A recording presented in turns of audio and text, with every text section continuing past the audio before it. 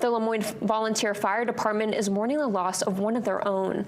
The town announced the passing of Fire Chief George Skip Smith following a lengthy illness. Smith was the chief of the department for the past 49 years and was the longest continuing employee of the town of Lamoine. He joined the department as a teenager and was one of the longest serving chiefs in the state. Funeral arrangements have yet to be announced.